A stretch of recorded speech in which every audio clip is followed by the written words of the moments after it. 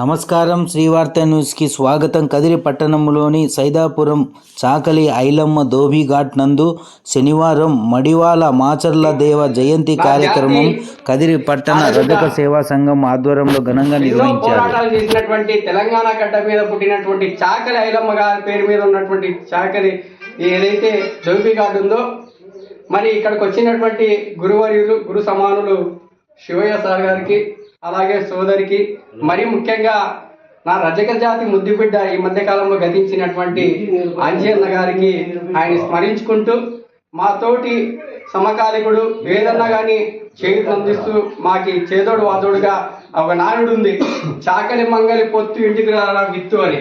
మా జాతులు అనగారిన జాతులు, సేవా కులాలు, సంచార జాతి కులాలకు సంబంధించినటువంటి జాతి ముద్దుబిడ్డ శ్రీనివాసులు గారితో మేము అనేక ఉద్యమాలలో పాల్గొంటూ ఏదైతే మా జాతికి సంబంధించినటువంటి చరిత్ర కనుమరుగైంది, మరి ఆ చరిత్రలో దాగి ఉన్నటువంటిది శైవులు అలాగే వైష్ణవులు ఒక వారి యొక్క సంఘర్షణలో నుండి ఆవిర్భవించినటువంటి మహోత్తరమైనటువంటి మన ఒక జాతి మడివాల మాచయ్య గారు. మరి ఈయన జీవిత చరిత్ర ఈ మధ్య కాలంలో మడివాల అనేటువంటి బెంగళూరులో ఒక ప్రాంతానికి పేరుంది. అది ఏం పేరు అంటే ఇతని పేరే అని మా పెద్దలు చెప్పారు. గత సంవత్సరం కూడా శ్రీనివాసు గారి ఆధ్వర్యంలో మేము ఈయన జయంతి ఉత్సవాలు చేశాం.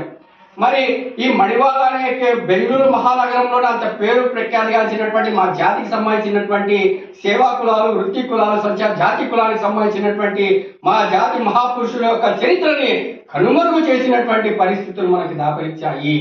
మరి ఈ రోజు మనం అడుక్కుంటున్నాం ఈ ప్రభుత్వాలకి, మరి మన నిష్పత్తి, మన జనాదామాష.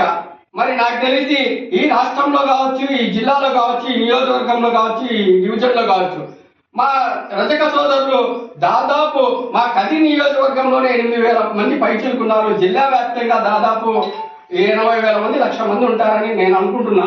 అంతలోపే ఉండొచ్చు, ఉండకపోవచ్చు జనాభాలు. కానీ జనగణనలో కులగణన లేక, మా జన నిష్పత్తి తెలియక మా బ్రతుకులు ఎక్కడేసిన గొంగలు ఎక్కడే చందంగా ఉన్నాయి. విద్య, ఉద్యోగ, ఆర్థిక, సామాజిక, రాజకీయ రంగాల్లో వెనకబడే ఉన్నాము. కనుక పెద్దలు ఇలాంటి మహాపురుషులను స్మరించుకుంటూ, మరి శివయ్య గారు ఉన్నారు జిల్లాలో, మాకి ఒక పెద్ద దిక్కుగా, మీ జాతికి ఒక పెద్ద దిక్కుగా, ఇలా పెద్దవారిని అంతా కలుపుకొని, ఎలాంటి వాళ్ళ వయసు రీత్యా అనేకమైనటువంటి అనుభవాలు ఉంటాయి, అనేకమైనటువంటి సంఘర్షణలు ఉంటాయి.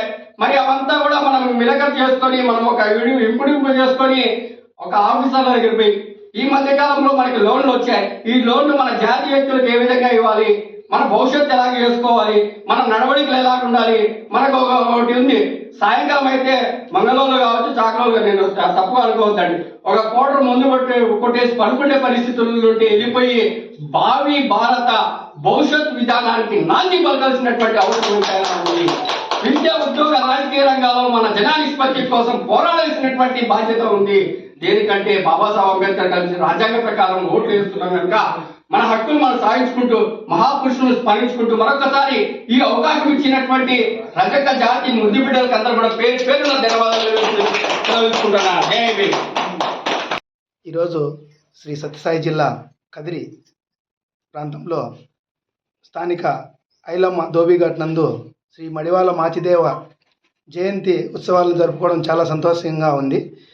కాకపోతే సత్యసాయి జిల్లా తరపు నుంచి కదిరి నియోజకవర్గంలో తొలిసారిగా జిల్లా స్థాయి నాయకులందరూ ఇక్కడికి విచ్చేసి, రజక నాయకులందరూ ఇక్కడికి విచ్చేసి ఇక్కడ కదిరిలో మడివాల మాచిదేవుని జయంతి ఉత్సవాలు జరపడం చాలా సంతోషంగా ఉంది. ఈ సందర్భంగా నేను తెలియజేసుకున్నది ఏమంటే, ఐక్యతగా ఇక్కడికి వచ్చి ప్రతి ఒక్కరూ జయంతి ఉత్సవాన్ని విజయవంతం చేసినందుకు పేరు పేరున ధన్యవాదాలు తెలుపుకుంటున్నాను. రజకుల ఆరాధ్య దైవం, వీరశైవ మతానికి ఆద్యుడు, 12వ శతాబ్దానికి చెందినటువంటి ఒక మహర్షి మహానుభావుడు మడివాల మాచిదేవుడు ఈరోజు నిజంగా ఆయన జయంతిని జరుపుకోవడం, ఆయన పుట్టినటువంటి పుణ్యమైనటువంటి పవిత్రమైనటువంటి కులంలో పుట్టడం నిజంగా మనందరము కూడా సంతోషించదగ్గది. చాలా నిజంగా మనం ఈరోజు గర్వించదగ్గది. ఎందుకంటే దేవతల వస్త్రాలు వారి యొక్క వలువలు ఉతకడానికి నేనున్నానని సమాజంలో రెండు వర్గాలుగా ఉన్నటువంటి వీరశైవులు, వైష్ణవులు అనే 2 విభాగాలుగా విభజించినప్పుడు ఆయన పరమభక్తునిగా, పరమశివుని పరమభక్తునిగా, శైవ మతానికి చెందినటువంటి వ్యక్తిగా, నేను శివుని యొక్క ఆజ్ఞను శిరసా వహిస్తూ వీరశైవులకు నేను రక్షణగా అవసరమైతే బట్టలు ఉతకడమే కాదు కత్తి పట్టుకొని కూడా సంఘ సంస్కర్తగా నేను ఈ సమాజానికి సాధ్యమైనంత వరకు నేను సేవ చేస్తాను, నేను ఆ సేవలోనే తరిస్తానని చెప్పి ఆయన హింస బాటలో కూడా పయనించడం జరిగింది. అయితే ఆ హింస లోక కళ్యాణం కోసం మాత్రమే చేయడం జరిగింది. కాబట్టి ఆ మహానుభావుడు నిజంగానే మనం అతని యొక్క కులంలో పుట్టినందుకు మనందరము కూడా గర్వపడాలి.